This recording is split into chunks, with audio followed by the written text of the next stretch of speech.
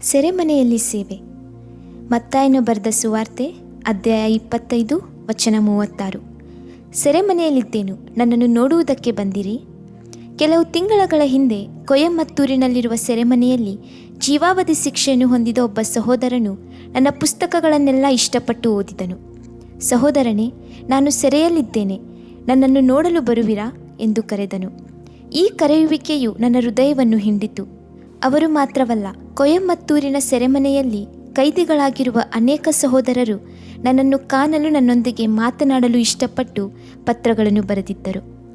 ಅವರನ್ನು ಸಂಧಿಸುವುದು ಸುಲಭವಾದ ಕಾರ್ಯವೇ? ಅಧಿಕಾರಿಗಳು ಅದಕ್ಕೆ ಅನುಮತಿ ಕೊಡುವರೇ?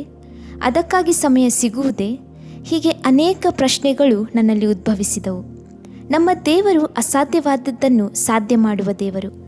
ನನಗೆ ಅಸಾಧ್ಯವಾದ ಕಾರ್ಯವು ಯಾವುದಾದರೂ ಉಂಟೋ ಎಂದು ಆತನು ಕೇಳುತ್ತಾನೆ. ಕರ್ತನಿಗೆ ಅಸಾಧ್ಯವಾದದ್ದು ಯಾವುದೂ ಇಲ್ಲ. ಅದ್ಭುತ ಕಾರ್ಯಗಳನ್ನು ಮಾಡಲು ಆತನು ಶಕ್ತನಾಗಿರುತ್ತಾನೆ. ಎಂತಹ ಆಶ್ಚರ್ಯ! ಕೆಲವು ದಿನಗಳೊಳಗೆ ಕೊಯಮತ್ತೂರಿನಲ್ಲಿರುವ ಒಂದು ಸಭೆಯಲ್ಲಿ ಪ್ರಸಂಗಿಸಲು ಕರೆ ಬಂದಿತು. ಆ ಸಭೆಯವರೊಂದಿಗೆ ಆ ಸೆರೆಮನೆಯಲ್ಲಿ ಸೇವೆ ಮಾಡಲು ಒಂದು ಒಳ್ಳೆ ಸುಸಂದರ್ಭವನ್ನು ಕರ್ತನು ನನಗೆ ಕೊಟ್ಟನು. ಆ ಸೆರೆಮನೆಯಲ್ಲಿರುವ ಒಂದು ದೊಡ್ಡ ರಂಗಮಂದಿರದಲ್ಲಿ ಸುಮಾರು 1800 ಜನರು ಕೈದಿಗಳು ಕೂಡಿದ್ದರು. ನಾನು ಯೆಶಾಯನು ಬರೆದ ಸುವಾರ್ತೆ 60ನೇ ಅಧ್ಯಾಯ 1-3 ವಚನಗಳನ್ನು ಆಧಾರ ಮಾಡಿಕೊಂಡು ಸೆರೆಮನೆಯಲ್ಲಿರುವವರಿಗೆ ಬಿಡುಗಡೆಯಾಗುವುದನ್ನು, ಬಂದಿಗಳಿಗೆ ಕದ ತೆರೆಯುವುದನ್ನು ಪ್ರಸಿದ್ಧಪಡಿಸುವುದಕ್ಕೂ ಆತನು ನನ್ನನ್ನು ಕಳುಹಿಸಿದ್ದಾನೆ ಎಂಬುದು ಆ ದಿನದ ಪ್ರಸಂಗದ ಉದ್ದೇಶವಾಗಿತ್ತು. ಯೇಸು ಕ್ರಿಸ್ತನು ಈ ಲೋಕಕ್ಕೆ ಬಂದ ಉದ್ದೇಶವನ್ನು ಲೂಕನ ಬರೆದ ಸುವಾರ್ತೆ ಅಧ್ಯಾಯ 4 ವಚನ 18ರಲ್ಲಿ ಯೇಸು ವಿವರಿಸುವುದನ್ನು ಓದುತ್ತೇವೆ. ಸೆರೆಮನೆಯಲ್ಲಿರುವವರಿಗೆ ಬಿಡುಗಡೆ ಮಾಡುವುದಕ್ಕಾಗಿ ತಂದೆಯಾದ ದೇವರು ನನ್ನನ್ನು ಕಳುಹಿಸಿದ್ದೇನೆ ಎಂಬುದನ್ನು ಕುರಿತು ತಿಳಿಸುತ್ತಾನೆ. ಸೆರೆ ಎಂಬ ಪದವನ್ನು 4 ಭಾಗಗಳಾಗಿ ವಿಂಗಡಿಸಬಹುದು. ಮೊದಲನೆಯ ಭಾಗ ಲೋಕ ಪ್ರಕಾರವಾಗಿ ಸರ್ಕಾರದವರು ಇಟ್ಟಿರುವ ಸೆರೆ. ಎರಡನೆಯ ಭಾಗ ಪಾಪ ಮಾಡಿದವರನ್ನು ಸೈತಾನನು ತನ್ನ ಗುಲಾಮರನ್ನಾಗಿಸಿಕೊಂಡಿರುವ ಸೆರೆ. ಮೂರನೆಯ ಭಾಗ ಶರೀರದಲ್ಲಿ ಆತ್ಮವಿರುವ ಸೆರೆ. ನಾಲ್ಕನೆಯ ಭಾಗ ಪಾತಾಳದಲ್ಲಿರುವ ನಿತ್ಯವಾಗ ಸೆರೆ. 1965ನೇ ಇಸವಿ ಹಿಂದಿನ ವಿರೋಧವಾಗಿ ಮಾಡಿದ ಹೋರಾಟದಲ್ಲಿ ಶಾಲಾ ಮಕ್ಕಳ ವಿದ್ಯಾರ್ಥಿಯಾಗಿರುವಾಗ ನಾನು ಕೈದಿಯಾಗಿ 5 ದಿನಗಳು ಸೆರೆಮನೆಯಲ್ಲಿರಬೇಕಾಯಿತು. ನನ್ನೊಂದಿಗೆ ಸಾವಿರಾರು ಮಕ್ಕಳು ಸೆರೆಮನೆಯಲ್ಲಿರಬೇಕಾಯಿತು. ಆಗ ಅದು ನನಗೆ ದಂಡನೆಯಾಗಿ ತೋರಲಿಲ್ಲ. ಅದು ನನಗೆ ಆಟದಂತೆ ಇತ್ತು. ಸೆರೆಮನೆಯಲ್ಲಿ ಹಾಡುಗಳಿಂದ ಸಮಯವನ್ನು ಸಂತೋಷದಿಂದ ಕಳೆಯುತ್ತಿದ್ದೆವು. ಅಲ್ಲಿ ಕಳೆದ 5 ದಿನಗಳು ನನಗೆ ಬಹಳ ಸಂತೋಷವಾಗಿತ್ತು. ಆದರೆ ದೇವರು ಒಂದು ಒಳ್ಳೆಯ ಉದ್ದೇಶದಿಂದಲೇ ನನ್ನನ್ನು ಸೆರೆಮನೆಗೆ ಕಳುಹಿಸಿರಬಹುದೆಂದು ನಾನು ನೆನೆಸಿದೆನು. ಆ ಉದ್ದೇಶವನ್ನು ನಾನು ತಿಳಿಯಲು ನನಗೆ 8 ವರ್ಷಗಳ ಕಾಲ ಹಿಡಿಯಿತು. ಕರ್ತನು ತನ್ನನ್ನು ಪ್ರೀತಿಸುವವರ ಹಿತಕ್ಕಾಗಿ ಎಲ್ಲ ಕಾರ್ಯಗಳನ್ನು ಅನುಕೂಲ ಮಾಡುತ್ತಾನೆ. 1973ರಲ್ಲಿ ನಾನು ರಕ್ಷಣೆ ಹೊಂದಿದಾಗ ನನಗೆ ಸೆರೆಮನೆ ಸೇವೆಯನ್ನು ಕೊಟ್ಟನು. ಪ್ರತಿ ಭಾನುವಾರದಲ್ಲಿಯೂ ಮಧ್ಯಾಹ್ನ 2 ಗಂಟೆಗೆ ಸನ್ಮಾರ್ಗ ಬೋಧಕನು ಎಂಬ ಹೆಸರಿನಿಂದ ಸೆರೆಮನೆಗೆ ಹೋಗಿ ಕ್ರಿಸ್ತನ ಬಗ್ಗೆಯೂ ರಕ್ಷಣೆಯ ಬಗ್ಗೆಯೂ ತಿಳಿಸಲು ನನಗೆ ಒಳ್ಳೆಯ ಸಂದರ್ಭ ಸಿಕ್ಕಿತು. ಕೆಲವು ವರ್ಷಗಳು ಕಳೆದ ನಂತರ ಸೆರೆಮನೆಯ ಸೇವೆಗೆ ಹೋದೆನು. ಅಲ್ಲಿದ್ದ ಒಬ್ಬ ಕೈದಿಯ ಬಗ್ಗೆ ಸಾಕ್ಷಿಯನ್ನು ನಿಮ್ಮೊಂದಿಗೆ ಹಂಚಿಕೊಳ್ಳಲು ಬಯಸುತ್ತೇನೆ. ಅವರ ಹೆಸರು ಸುಬ್ರಹ್ಮಣ್ಯ. ದಕ್ಷಿಣ ಆರ್ಕಾಟ್ಗೆ ಸೇರಿದ ಸಂಜಿ ಎಂಬ ಸ್ಥಳಕ್ಕೆ ಸೇರಿದವರು. ಚೆನ್ನೈ ಸೆರೆಮನೆಯಲ್ಲಿ ಅವರನ್ನು ಸಂಧಿಸಿದಾಗ ಅವರು ಅಲ್ಲಿಗೆ ಹೇಗೆ ಬಂದರೆನ್ನುವುದನ್ನು ವಿಚಾರಿಸಿ ತಿಳ್ಕೊಂಡೆ. ನನ್ನ ಅತ್ತೆಯನ್ನು ಕೊಲೆ ಮಾಡಿ ಇಲ್ಲಿಗೆ ಬಂದೆನೆಂಬುದಾಗಿ ಅವರು ತಿಳಿಸಿದರು. ನನಗೆ ಆಶ್ಚರ್ಯವಾಗಿತ್ತು. ವಿವರಿಸಿ ಹೇಳಿರಿ ಎಂಬುದಾಗಿ ಕೇಳಿದೆನು. ಅವರು ದುಃಖದಿಂದ ಹೇಳಿದರು. ಇವರಿಗೆ ವಿವಾಹವಾಗಿ 2 ಮಕ್ಕಳಾದ ನಂತರವೂ ಕೂಡ ಅವರ ಅತ್ತೆ ವ್ಯಭಿಚಾರ ಮಾಡುತ್ತಿದ್ದುದನ್ನು ನೋಡಿ ಇವರಿಗೆ ಸಹಿಸಲಾಗಲಿಲ್ಲ. ಕೇಳಿದಾಗ ಅದಕ್ಕೆ ವ್ಯತಿರಿಕ್ತವಾಗಿಯೇ ಮಾತನಾಡಿದ್ದನ್ನು ನೋಡಿ ಆ ಅವಮಾನವನ್ನು ಸಹಿಸಲಾಗದೆ ಅವರ ಅತ್ತೆ ವ್ಯಭಿಚಾರ ಮಾಡುತ್ತಿರುವಾಗಲೇ ಮನೆಯ ಹೊರಗೆ ಎಳೆದು ತಂದು ಮಂಚಿನಿಂದ ಹೊಡೆದು ಕೊಂದಿದ್ದರು. ನಂತರ ತಾವೇ ಪೊಲೀಸಿಗೆ ಶರಣಾಗಿದ್ದರು. ಪೊಲೀಸರು ಅವರನ್ನು ಖೈದು ಮಾಡಿದರು. ಚೆನ್ನೈನ ನ್ಯಾಯಾಧೀಶರು ಅವರಿಗೆ ಮರಣದಂಡನೆಯನ್ನು ವಿಧಿಸಿದ್ದರು. ಮರಣದಂಡನೆಗಾಗಿ ಕಾದಿದ್ದ ಅವರಿಗೆ ಮರಣ ಭಯವು ಆವರಿಸಿಕೊಂಡಿತ್ತು. ನೇಣುಗಂಬಕ್ಕೆ ಏರಿಸಲು ಇನ್ನು ಕೇವಲ ದಿನಗಳು ಅವರಿಗಿದ್ದಿತ್ತು. 24 ಗಂಟೆಗಳು ಆ ನೇಣಿಗೆ ಹಗ್ಗ ಅವರ ಕಣ್ಣು ಮುಂದೆ ಬರುವ ಹಾಗೆ ಕಾಣಿಸುತ್ತಿತ್ತು. ಅವರ ಹೃದಯ ದುಃಖ ಭಯದಿಂದ ಕಳವಳಗೊಂಡಿತ್ತು. ಹೋರಾಟವಿದ್ದಿತ್ತು. ನೀನು ನಿನ್ನ ಪತ್ನಿ ಮಕ್ಕಳೊಂದಿಗೆ ಸೇರಿ ಬಾಳಲಾಗುವುದಿಲ್ಲ ಎಂದು ಕೂಗುವ ಹಾಗೆ ಇದ್ದಿತ್ತು. ನೇಣುಗಂಬಕ್ಕೆ ಹಾಕಲು ಇನ್ನು 3 ದಿನಗಳಿರುವಾಗ ಸೆರೆಮನೆಯ ಅಧಿಕಾರಿಯು ಬಂದು ನಿನ್ನ ಕೊನೆಯ ಆಸೆ ಏನು ಎಂದು ಕೇಳಿದನು. ಕೆಲವರು ಒಳ್ಳೊಳ್ಳೆ ಊಟ ಮಾಡಬೇಕೆಂದು ಕೇಳುತ್ತಾರೆ, ಇನ್ನು ಕೆಲವರು ತುಂಬ ಕುಡಿಯಲು ಅಪೇಕ್ಷಿಸುತ್ತಾರೆ, ಕೆಲವರು ಉಯಿಲನ್ನು ಬರೆಯಬೇಕೆನ್ನುತ್ತಾರೆ. ಆದರೆ ಈ ವ್ಯಕ್ತಿಯ ಕೊನೆಯ ಆಸೆ ಏನಾಗಿತ್ತು ಗೊತ್ತೇ? ನನ್ನ ಕೊನೆಯ ಆಸೆ ನನ್ನ ಅತ್ತೆಯ ಸಮಾಧಿಯನ್ನು ನನ್ನ ಆಸೆ ತೀರಿಸುವವರೆಗೂ ತುಳಿಯಬೇಕೆನ್ನುವುದೇ. ಹಾಗೆ ಅವರನ್ನು ಅವರ ಅತ್ತೆಯ ಸಮಾಧಿಯ ಬಳಿಗೆ ಪೊಲೀಸರು ಕರೆದು ತಂದರು. ಅತ್ತೆಯನ್ನು ಕೊಲೆ ಮಾಡಿದ ನಂತರವೂ ಅವರು ತನಿಯದ ಕೋಪದಿಂದ ಸಮಾಧಿಯ ಮೇಲೆ ನಿಂತು ತನ್ನ ಶಕ್ತಿಯನ್ನೆಲ್ಲ ಬಿಟ್ಟು ತುಳಿದು ಝಾಡಿಸಿ ಒದ್ದು ಹಾಕಿದರು. ಮತ್ತೆ ಅವರನ್ನು ಸೆರೆಮನೆಗೆ ಕರೆತಂದು ತಳ್ಳಿದರು. ಸಮಯ ದಾಟುತ್ತಿತ್ತು. ತಾನು ಕಳೆಯುವ ಒಂದೊಂದು ಗಳಿಗೆಯೂ ನೇಣುಗಂಬಕ್ಕೆ ಹತ್ತಿರವಾಗುತ್ತಿದ್ದೇನೆ ಎಂದು ಯೋಚಿಸುವಾಗೆಲ್ಲ ಅವರಿಗೆ ದುಃಖವೂ ಭಯವೂ ಆಗುತ್ತಿತ್ತು. ಸಾಯುವುದಕ್ಕೆ ಅವರಿಗೆ ಇಷ್ಟವಿರಲಿಲ್ಲ. ಅಯ್ಯ, ಯಾರು ನನ್ನನ್ನು ಬಿಡುಗಡೆ ಮಾಡುವರು? ಯಾರು ನನ್ನನ್ನು ಕ್ಷಮಿಸುವರು? ಯಾರು ನನಗೆ ಹೊಸ ಜೀವಿತವನ್ನು ಕೊಡುವರು ಎಂದು ಕೂಗಿ ಅಳುತ್ತಿದ್ದರು. ನೇಣು ಹಾಕುವುದಕ್ಕೆ ಸಿದ್ಧ ಮಾಡಿದ್ದ ಒಂದು ಚಿಕ್ಕ ಕೋಣೆಯಲ್ಲಿ ಹುಚ್ಚನ ಹಾಗೆ ಅತ್ತಿಂದಿತ್ತ ಓಡಿ ಓಡಿ ತಿರುಗುತ್ತಿದ್ದರು. ನನಗೆ ಸಾಯುವುದಕ್ಕೆ ಇಷ್ಟವಿಲ್ಲ. ಕಣ್ಣುಗಳು ನಾಲಿಗೆಯು ಹೊರಬಂದು ವಿರೂಪಗೊಂಡು ಭಯಂಕರವಾಗಿ ಸಾಯುವುದು ನನಗೆ ಇಷ್ಟವಿಲ್ಲ ಎಂದು ಕಿರುಚಾಡುತ್ತಿದ್ದರು. ಯಾರು ನನ್ನನ್ನು ಕಾಪಾಡುವರು? ಭಯಂಕರವಾದ ಮರಣ ಭಯ ಅವರನ್ನು ಬಹಳವಾಗಿ ಹಿಂಸಿಸುತ್ತಿತ್ತು.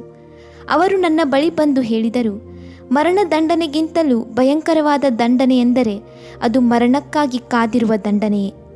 ಅದು ಬಹಳ ಭಯಂಕರವಾದದ್ದು ಮತ್ತು ವೇದನೆಯಾದದ್ದು.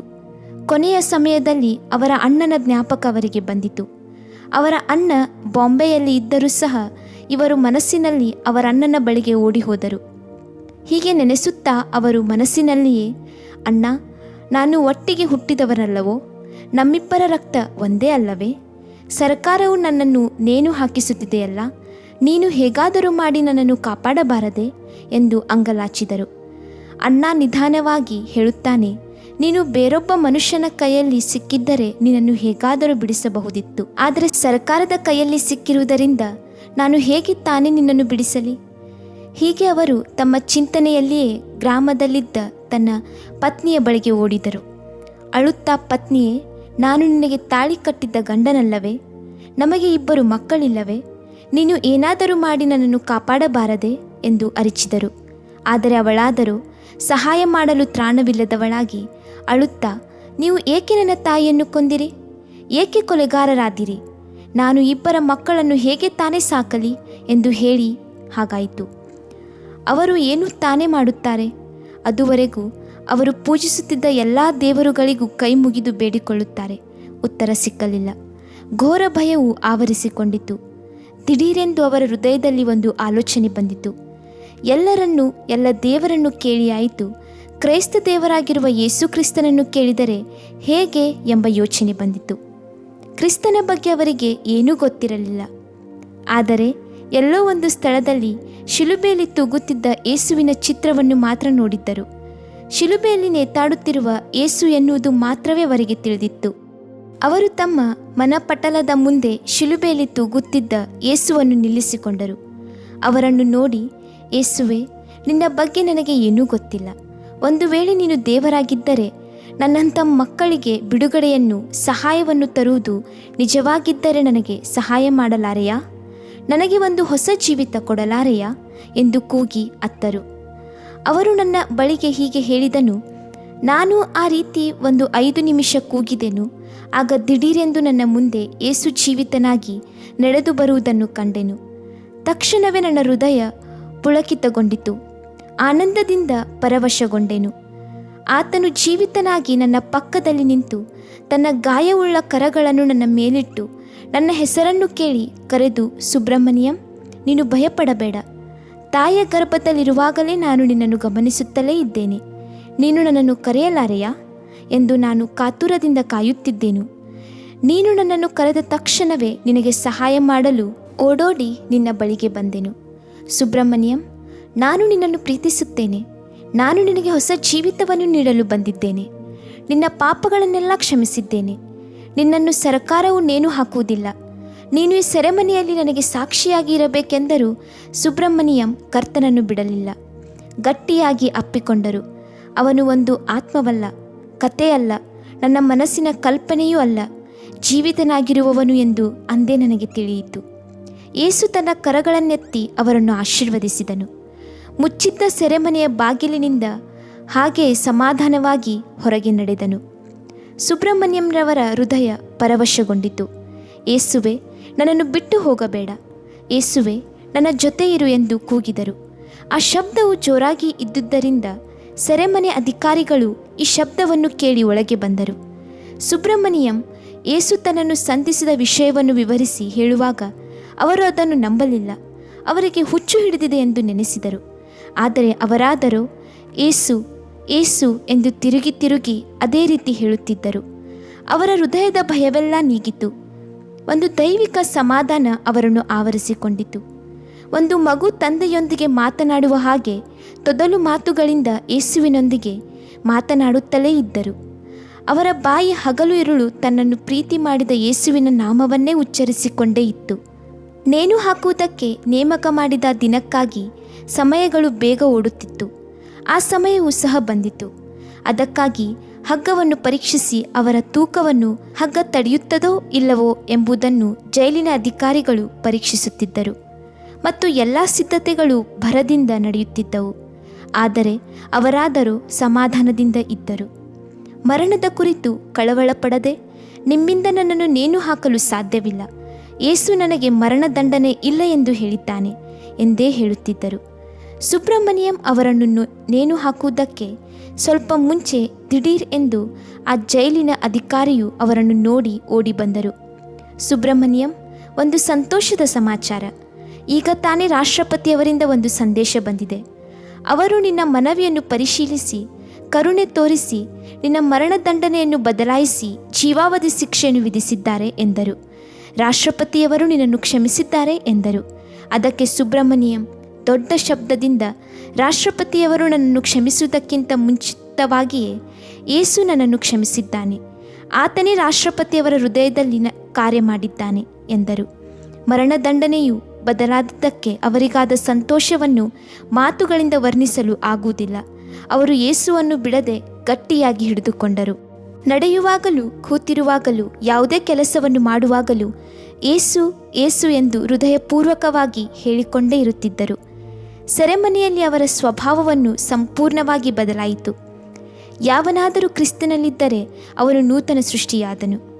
ಹಳೆಯದೆಲ್ಲವೂ ಹೋಯಿತು, ಎಲ್ಲವೂ ನೂತನವಾಯಿತು ಎಂಬುದು ಎಷ್ಟು ಸತ್ಯ! ಅದು ಸುಬ್ರಹ್ಮಣ್ಯಂ ಅವರ ಜೀವಿತದಲ್ಲಿ ಅವರು ಅನುಭವಿಸಿದ ಸತ್ಯವಾಗಿತ್ತು. ಸೆರೆಮನೆಯಲ್ಲಿ ಅವರ ಹಳೆಯ ಹೆಸರು ಬದಲಾಯಿತು. ಖೈದಿಗಳು, ಜೈಲಿನ ಅಧಿಕಾರಿಗಳು ಅವರನ್ನು ಏಸು ನಾದರ್ ಎಂದೇ ಕರೆಯಲಾರಂಭಿಸಿದರು. ಅವರಿಗೆ ಕೊಡಲ್ಪಟ್ಟ ಎಲ್ಲ ಕೆಲಸಗಳಲ್ಲಿಯೂ ಅವರು ನಂಬಿಗಸ್ತರಾಗಿದ್ದರು. ಸೆರೆಮನೆಯಲ್ಲಿ ಅವರೊಂದಿಗೆ ಸೇರಿ ನಾನು ಎಷ್ಟೋ ಸಾರಿ ಪ್ರಾರ್ಥಿಸಿದ್ದೇನೆ. ಮೊಣಕಾಲಿನಲ್ಲಿ ನಿಂತು ದೇವರ ಪ್ರೀತಿಯಿಂದ ತುಂಬಿಸಲ್ಪಟ್ಟು ಪ್ರಾರ್ಥಿಸಿದುದು ಉಂಟು. ಅವರು ಕರ್ತನಿಗಾಗಿ ಅನೇಕ ಆತ್ಮಗಳನ್ನು ಆದಾಯ ಮಾಡಿದರು. ಅವರಲ್ಲಿ ಅನೇಕರು ಕೊಲೆಗಾರರು, ತಪ್ಪಿತಸ್ಥರು, ಉಗ್ರಗಾಮಿಗಳು ಇದ್ದರು. ಇವರೆಲ್ಲರನ್ನು ಇವರು ಕ್ರಿಸ್ತನಿಗಾಗಿ ಆದಾಯಪಡಿಸಿದರು. ಇವರು ಸೆರೆಮನೆಯಲ್ಲಿ ಕಳೆದ ಒಂದೊಂದು ದಿನಗಳನ್ನು ಕರ್ತನು ಮಹಿಮೆಪಡಿಸುವುದರಲ್ಲಿಯೇ ಕಳೆಯುತ್ತಿದ್ದರು. ಅಲ್ಲಿದ್ದವರು ಮತ್ತು ಸುವಾರ್ತೆಯನ್ನು ಕೇಳಿದವರೆಲ್ಲರೂ ಬದಲಾವಣೆ ಹೊಂದಿದರು. ಇವರೆಲ್ಲರ ಒಳ್ಳೆಯ ನಡತೆಯನ್ನು ಪರಿಶೀಲಿಸಿದ ಜೈಲಿನ ಅಧಿಕಾರಿಗಳು ಇವರ ದಂಡನೆಯನ್ನು ಕಡಿಮೆ ಮಾಡುತ್ತಿದ್ದರು. ಜೀವಾವಧಿ ಶಿಕ್ಷೆಯನ್ನು ಅನುಭವಿಸುತ್ತಿದ್ದ ಕೈದಿಗಳೆಲ್ಲರಿಗೂ ಸುಮಾರು 12 ವರ್ಷಗಳು ಮಾತ್ರವೇ ಆಗಿದ್ದರೂ ಬೇಗ ಬಿಡುಗಡೆಯಾಗಿ ಮನೆಗಳಿಗೆ ಹೋಗುತ್ತಿದ್ದರು. ಅಲ್ಲಿದ್ದವರೆಲ್ಲರೂ ಇಂಥವರ ಬಗ್ಗೆ ಒಳ್ಳೊಳ್ಳೆ ಸಾಕ್ಷಿಯನ್ನು ಕೊಡುತ್ತಿದ್ದರು. ಅವರು ಬಿಡುಗಡೆಯಾಗಿ ಹೋಗುವಾಗ ಸುಬ್ರಹ್ಮಣ್ಯಂ ಅವರನ್ನು ನೋಡಿದಾಗಲ್ಲ ಇವರ ಮೂಲಕವಾಗಿಯೇ ಇಂದು ಯಾರಾದರೂ ಒಬ್ಬರನ್ನು ಬಿಡುಗಡೆಯಾಗಿ ಹೋಗುವರು ಎಂದು ಹೇಳುತ್ತಿದ್ದರು. ಇಂದು ಏಸು ನಾದರ್ ಎಂದು ಹೇಳಲ್ಪಟ್ಟ ಈ ವ್ಯಕ್ತಿಯು ಬಿಡುಗಡೆ ಹೊಂದಿ ತನ್ನ ಪತ್ನಿ ಮಕ್ಕಳೊಂದಿಗೆ ಸಂತೋಷದಿಂದ ಜೀವಿಸುತ್ತಿರುವರು. ಹೌದು, ನಮ್ಮ ಕರ್ತನು ಸೆರೆಮನೆಯವರನ್ನು ಬಿಡುಗಡೆ ಮಾಡುವ ದೇವರು. ನಾನು ಹಲವಾರು ವರ್ಷಗಳಲ್ಲಿ ಸೆರೆಮನೆಯಲ್ಲಿ ಮಾಡಿದ ಸೇವೆಯನ್ನು ಕುರಿತು ಬರೆಯಬಹುದಾದರೆ ಎಷ್ಟೋ ಪುಸ್ತಕಗಳನ್ನು ಬರೆಯಬಹುದು. ಒಂದು ಸಾರಿ ತಲೆಮಾರುಗಳಿಂದಲೇ ದರೋಡೆಕಾರರಾಗಿಯೇ ಇದ್ದ ಒಬ್ಬ ವ್ಯಕ್ತಿಯನ್ನು ಸೆರೆಮನೆಯಲ್ಲಿ ಸಂಧಿಸಿದೆನು. ಅವರು ಬಹಳ ರೌಡಿಯಾಗಿದ್ದನು. ಚಿಕ್ಕ ಪ್ರಾಯದಲ್ಲಿಯೇ ಕೊಳ್ಳೆಗಳನ್ನು ಮಾಡಿದವನಾಗಿದ್ದನು. ಅವನ ಶರೀರದ ಆಕೃತಿಯನ್ನು ನೋಡುವಾಗಲೇ ಇವನು ಕೊಲೆಗಾರ, ದರೋಡೆಗಾರನೆಂದೇ ಹೇಳಬಹುದಾಗಿತ್ತು. ಮಧುರೆಯಲ್ಲಿ ವಾಸಿಸುತ್ತಿದ್ದ ಅವರ ತಂದೆ ತಾಯಿಗಳು ಸಹ ದರೋಡೆಗಾರರಾಗಿದ್ದರು. ಅವರ ಮುತ್ತಾತಂದಿರು ಕೊಲೆಗಾರರಾಗಿದ್ದರು. ಚಿಕ್ಕ ಪ್ರಾಯದಲ್ಲಿಯೇ ಅವನು ಕೊಳ್ಳೆ ಹೊಡೆಯುವುದರಲ್ಲಿಯೂ ಕೊಲೆಗಾರನಾಗಿಯೂ ಪಳಗಿಸಲ್ಪಟ್ಟಿದ್ದನು. ರಾತ್ರಿ ವೇಳೆಯಲ್ಲಿ ಕೊಳ್ಳೆ ಮಾಡುವುದಕ್ಕೆ ಹೊರಡುವ ಮೊದಲು ಊರಿನಿಂದಾಚೆ ಇರುವ ಸುಡುಗಾಡಿನ ಪಕ್ಕದಲ್ಲಿರುವ ಕಾಳಿ ದೇವಾಲಯಕ್ಕೆ ಹೋಗಿ ಪೂಜೆ ಮಾಡಿ ಹೊರಡುವುದುಂಟು. ನಾನು 5,000 ರೂಪಾಯಿಗಳನ್ನು ಕೊಳ್ಳೆ ಮಾಡಿದರೆ ಒಂದು ಆಡನ್ನು ಬಲಿ ಕೊಡುತ್ತೇನೆ, 1,000 ರೂಪಾಯಿಗಳನ್ನು ಕೊಳ್ಳೆ ಮಾಡಿದರೆ ಒಂದು ಕೋಳಿ ಬಲಿ ಕೊಡುತ್ತೇನೆ ಎಂದು ಹರಕೆ ಮಾಡಿಕೊಂಡು ಹೊರಡುತ್ತಿದ್ದನು. ಒಂದು ದಿನ ಅವನು ಹಿಡಿಯಲ್ಪಟ್ಟನು. ಚೆನ್ನೈ ಸೆಂಟ್ರಲ್ ಜೈಲಿಗೆ ತಳ್ಳಲ್ಪಟ್ಟನು. ಅವನ ಹೆಸರು ವೀರಣ್ಣ. ಅವನೊಂದಿಗಿದ್ದ ಕೊಲೆಗಾರರಲ್ಲಿ ಒಬ್ಬನು ಈ ಸೆಂಟ್ರಲ್ ಜೈಲಿನಲ್ಲಿ ಯೇಸುವನ್ನು ಅಂಗೀಕರಿಸಿಕೊಂಡಿರುವುದನ್ನು ನೋಡಿದ ಈ ವೀರಣ್ಣನಿಗೆ ಬಹಳ ಆಶ್ಚರ್ಯವಾಯಿತು. ಯಾಕೆ ಈ ರೀತಿ ಮಾರ್ಪಾಟು ಹೊಂದಿರುವಿ ಎಂದು ಕೇಳಿದನು. ಭಯಪಡತಕ್ಕವನು ಒಬ್ಬನಿದ್ದಾನೆ, ಅವನು ಯೇಸು ಎನ್ನುವುದನ್ನು ತಿಳ್ಕೊಂಡೆನು. ನಿತ್ಯವಾದ ಅಗ್ನಿ ನರಕಕ್ಕೆ ತಳ್ಳಲ್ಪಡುವುದಕ್ಕೆ ಮೊದಲು, ಪಾತಾಳದಲ್ಲಿ ನಿತ್ಯ ಕಾಲಕ್ಕೂ ಬಂಧಿಸಲ್ಪಡುವುದಕ್ಕೆ ಮೊದಲು ಅವನನ್ನು, ಅಂದರೆ ಯೇಸು ಕ್ರಿಸ್ತನನ್ನು ಅಂಗೀಕರಿಸಿಕೊಳ್ಳಬೇಕೆಂದು ನನ್ನ ಅಂತರಾತ್ಮ ಹೇಳಿತು. ಕ್ರೈಸ್ತರು ಮಾರ್ಗ ತೋರಿಸಿದರು. ನಾನು ಯೇಸುವನ್ನು ಅಂಗೀಕರಿಸಿಕೊಂಡೆನು. ಅವನು ಮಾತನಾಡಿದ್ದನ್ನು ಕೇಳಿ ಈ ವೀರಣ್ಣ ಉರಿಗೊಂಡನು, ಕೋಪಗೊಂಡನು.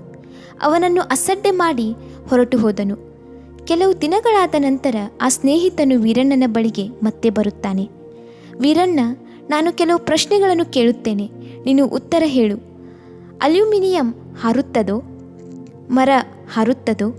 ಕಬ್ಬಿಣದ ತುಂಡುಗಳು ಹಾರುತ್ತವೋ? ಪೆಟ್ರೋಲ್ ಹಾರುವುದುಂಟೋ? ಅದು ಒಂದು ಹಾರುವುದಿಲ್ಲ. ಆದರೆ ವಿಜ್ಞಾನಿಗಳು ಅವುಗಳನ್ನು ಜೋಡಿಸಿ ಸುಂದರವಾದ ವಿಮಾನವನ್ನು ಮಾಡಿ ಆಕಾಶದಲ್ಲಿ ಹಾರುವಂತೆ ಮಾಡುತ್ತಾರೆ. ಅವರು ಹಾಗೆ ಹಾರುವಂತೆ ಮಾಡಿದರೂ ಇದಕ್ಕಿಂತಲೂ ಮೇಲಿದ್ದುಕೊಂಡು ತಳ್ಳಲು ಪರಲೋಕದಲ್ಲಿ ದೇವರೊಬ್ಬನಿದ್ದಾನೆ ಎಂದು ಹೇಳಿ ಓಬದ್ಯ ಅಧ್ಯಾಯ 1 4ನೇ ವಚನವನ್ನು ತೆಗೆದು ತೋರಿಸುತ್ತಾನೆ. ನೀನು ಹದ್ದಿನಂತೆ ಮೇಲಕ್ಕೆ ಏರಿದರೂ, ನಿನ್ನ ಗೂಡು ನಕ್ಷತ್ರ ಮಂಡಲದಲ್ಲಿ ನೆಲೆಗೊಂಡಿದ್ದರೂ ಅಲ್ಲಿಂದ ನಿನ್ನನ್ನು ಇಳಿಸಿ ಬಿಡುವೆನು. ಇದು ಯೆಹೋವನ ನುಡಿ. ವೀರಣ್ಣನು ನನ್ನ ಬಳಿ ಹೇಳಿದನು. ಅಯ್ಯ, ಈ ವಾಕ್ಯವನ್ನು ಓದಿದ ತಕ್ಷಣ ದಿಢೀರೆಂದು ಒಂದು ಭಯ ನನ್ನನ್ನು ಹಿಡಿದುಕೊಂಡಿತು. ಅದುವರೆಗೂ ನನಗೆ ಭಯವೇನೆಂದರೆ ಗೊತ್ತಿರಲಿಲ್ಲ. ಎಷ್ಟೋ ಕೊಳ್ಳೆಗಳನ್ನು ಮಾಡಿದರೂ, ಎಷ್ಟೋ ಸಾರಿ ಪೊಲೀಸರು ನನ್ನನ್ನು ಅಟ್ಟಿಸಿಕೊಂಡು ಬಂದಿದ್ದರೂ ನಾನು ಭಯಪಟ್ಟಿರಲಿಲ್ಲ. ಆದರೆ ಈ ವಾಕ್ಯವನ್ನು ಓದಿದ ತಕ್ಷಣವೇ ನನಗೆ ತಿಳಿಯದ ಹಾಗೆ ನನ್ನ ಅಂತರಾತ್ಮ, ಯೇಸುವೆ, ನಾನು ಒಬ್ಬ ಪಾಪಿ ಎಂದು ಕೂಗಿಕೊಳ್ಳುತ್ತಿದೆ. ನನಗೆ ಗೊತ್ತಿಲ್ಲದೆ ಯೇಸುವಿನ ಬಳಿ ಮಾತ್ರ ನನಗೆ ಆಶ್ರಯ ಸಿಗುತ್ತದೆ ಎಂಬ ಅರಿವು ನನಗೆ ಉಂಟಾಯಿತು.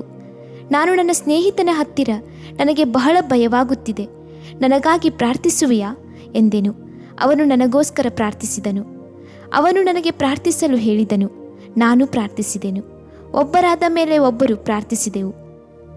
ಆ ಸೆರೆಮನೆಯಲ್ಲಿ ಕೋಣೆಯಲ್ಲಿ ಯೇಸು ನನ್ನನ್ನು ಮುಟ್ಟಿ ನನ್ನ ಪಾಪಗಳನ್ನು ತೊಳೆದು ನನ್ನನ್ನು ಹೊಸ ಸೃಷ್ಟಿಯಾಗಿ ಮಾಡಿದನು ಎಂದನು. ನನಗೆ ಸೆರೆಮನೆಯ ಸೇವೆಯಲ್ಲಿ ಈ ವೀರಣ್ಣನು ಬಹಳ ಸಹಾಯಕನಾಗಿದ್ದನು. ಅವನನ್ನು ನೋಡುವಾಗೆಲ್ಲ ಒಬ್ಬ ಪರಿಶುದ್ಧನನ್ನು ನೋಡುವ ಹಾಗೆ ಆಗುತ್ತಿತ್ತು. ಕರ್ತನು ಅಷ್ಟು ಬದಲಾವಣೆಯನ್ನು ವೀರಣ್ಣನ ಜೀವಿತದಲ್ಲಿ ಮಾಡಿದನು. ಲೋಕದಲ್ಲಿರುವಂಥ ಯಾವ ಮನುಷ್ಯನನ್ನಾದರೂ ಪ್ರಕಾಶಿಸುವಂತೆ ಮಾಡುವ ಬೆಳಕೆ ನಿಜವಾದ ಬೆಳಕಾಗಿತ್ತು. ಈಗಲೂ ಆ ವೀರಣ್ಣನು ಬಿಡುಗಡೆ ಹೊಂದಿ ತನ್ನ ಸ್ವಂತ ಗ್ರಾಮದಲ್ಲಿ ಕರ್ತನಿಗೆಂದು ಸಾಕ್ಷಿಯಾಗಿ ಜೀವಿಸುತ್ತಿದ್ದಾನೆ. ಇನ್ನೂ ಹೆಚ್ಚಾಗಿ ಅವರನ್ನು ಕಾಪಾಡುವಂತೆಯೂ ಅವರ ಮೂಲಕವಾಗಿ ಅನೇಕರು ಕರ್ತನನ್ನು ಅಂಗೀಕರಿಸಿಕೊಳ್ಳುವಂತೆಯೂ ಪ್ರಾರ್ಥಿಸಿರಿ. ಕೊಯಮತ್ತೂರಿನ ಸೆರೆಮನೆಯ ಖೈದಿಗಳ ಮಧ್ಯದಲ್ಲಿ ಯೇಸು ಪಾಪದ ಬಂಧನದಿಂದ ಬಿಡಿಸುತ್ತಾನೆ ಎಂದು ಸವಾಲನ್ನು ಹಾಕಿ ಮಾತನಾಡುವಾಗ ಕರ್ತನು ಅವರೆಲ್ಲರ ಹೃದಯದಲ್ಲಿ ಶಕ್ತಿಯುತವಾದ ಕ್ರಿಯೆಗಳನ್ನು ಮಾಡಿದನು. ಕೂಟಗಳು ಮುಗಿದ ನಂತರ ಆ ಜೈಲಿನ ಸೂಪರಿಂಟೆಂಡರನ್ನು ನಾನು ಸಂಧಿಸಿ ಸೆರೆಯಲ್ಲಿ ಕೈದಿಗಳಾಗಿರುವ ನನ್ನ ವಾಚಕರನ್ನು ಸಂಧಿಸಬೇಕೆನ್ನುವ ನನ್ನ ಆಸೆಯನ್ನು ತಿಳಿಸಿದೆನು. ಅವರು ತಕ್ಷಣವೇ ನನ್ನ ಕೋರಿಕೆಯನ್ನು ಮನ್ನಿಸಿ ನಾನು ಕೇಳಿಕೊಂಡ ಹಾಗೆಯೇ ಸೆರೆಮನೆಯಲ್ಲಿರುವ ನನ್ನ ಪ್ರೀತಿಯ ವಾಚಕರಾದ ಒಬ್ಬೊಬ್ಬರನ್ನು ಸಂಧಿಸುವ ಹಾಗೆ ಅನುಗ್ರಹ ಮಾಡಿದರು. ಅವರಿಗೆ ಸಂತೋಷ, ನನಗೂ ಸಂತೋಷ, ಪರಲೋಕದಲ್ಲಿಯೂ ಬಹಳ ಸಂತೋಷವಾಗಿದೆ ಎಂದು ನಾನು ನಂಬುತ್ತೇನೆ. ಪಾಪದ ಬಂಧನದಿಂದ ಸಿಕ್ಕಿ, ಪಾಪದ ಗುಲಾಮತನದಲ್ಲಿ ಸಿಕ್ಕಿ ತವಕ ಪಡುತ್ತಿರುವ ಪ್ರತಿಯೊಬ್ಬ ಮಕ್ಕಳನ್ನು ಬಿಡುಗಡೆ ಮಾಡುವುದಕ್ಕೋಸ್ಕರವೇ ಯೇಸು ಕ್ರಿಸ್ತನು ಈ ಲೋಕಕ್ಕೆ ಬಂದನು. ಯೇಸು ಕ್ರಿಸ್ತನ ರಕ್ತವು ಸಕಲ ಪಾಪಗಳನ್ನು ನಿವಾರಿಸಿ ನಮ್ಮನ್ನು ಶುದ್ಧೀಕರಿಸುತ್ತದೆ. ಯೇಸುವಿನ ರಕ್ತವು ಪಾಪದ ಗುಲಾಮತನದಿಂದ ಬಿಡಿಸಿ ಕೆಟ್ಟ ಅಭ್ಯಾಸಗಳಿಂದಲೂ ಬಿಡುಗಡೆ ಮಾಡುತ್ತದೆ. ಸುನಿರೀಕ್ಷೆ ಉಂಟಾದ ಸೆರೆಮನೆಯವರೇ, ನಿಮ್ಮ ದುರ್ಗಕ್ಕೆ ಹಿಂದಿರುಗಿರಿ, ನಿಮಗೆ 2ರಷ್ಟು ಸುಖವನ್ನು ದಯಪಾಲಿಸುವೆನು ಎಂದು ಕರ್ತನು ಹೇಳುತ್ತಾನೆ. ಜೆಕರ್ಯ ಅಧ್ಯಾಯ 9 ವಚನ 12. ಪ್ರೀತಿಯಲ್ಲಿ ದೇವರ ಮಕ್ಕಳೇ, ಸೆರೆಮನೆಯಲ್ಲಿ ಕೈದಿಗಳ ಮಧ್ಯೆ ನಡೆಯುವ ಸೇವೆಗಾಗಿ ಪ್ರಾರ್ಥಿಸಿರಿ. ಭಾರತದ ಪ್ರತಿಯೊಂದು ಸೆರೆಮನೆಯಲ್ಲೂ ಅನುದಿನದ ಆಹಾರ ಪತ್ರಿಕೆಯ ವಾಚಕರು ಇದ್ದಾರೆ. ಸೆರೆಮನೆಯಲ್ಲಿ ಅವರು ಸಾಕ್ಷಿಯಾಗಿ ನಿಲ್ಲುವಂತೆ ಪ್ರಾರ್ಥಿಸಿರಿ. ಕಳೆದ ಸಾರಿ ಮಧುರೆಯಲ್ಲಿರುವ ಸೆರೆಮನೆಯಲ್ಲಿ ಸೇವೆ ಮಾಡುವಂತೆ ಕರ್ತನು ಕೃಪೆ ಕೊಟ್ಟನು. ಇಂಡೋನೇಷಿಯಾ ದೇಶದಲ್ಲಿರುವ ಸೆರೆಮನೆಯಲ್ಲಿ ಸೇವೆ ಮಾಡಿರುತ್ತೇನೆ. ಮಲೇಷಿಯಾ ದೇಶದಲ್ಲಿರುವ ಸೆರೆಮನೆಯಲ್ಲಿಯೂ ಸೇವೆ ಮಾಡಿರುತ್ತೇನೆ. ಕರ್ತನು ಇಂದಿಗೂ ಸೆರೆಮನೆಯಲ್ಲಿರುವ ಕೈದಿಗಳನ್ನು ಬಿಡುಗಡೆ ಮಾಡುವುದನ್ನು, ಆಶೀರ್ವಾದದ ಮಾರ್ಗದಲ್ಲಿ ನಡೆಸುತ್ತಿರುವುದನ್ನು ನೋಡುವಾಗ ಕರ್ತನನ್ನು ಕೃತಜ್ಞತೆಯಿಂದ ಸ್ತುತಿಸದೇ ಇರಲು ಸಾಧ್ಯವೇ ಇಲ್ಲ. ಪ್ರಾರ್ಥಿಸುವ ನಿಮ್ಮನ್ನು ಸಹ ಕರ್ತನು ಆಶೀರ್ವದಿಸಲಿ.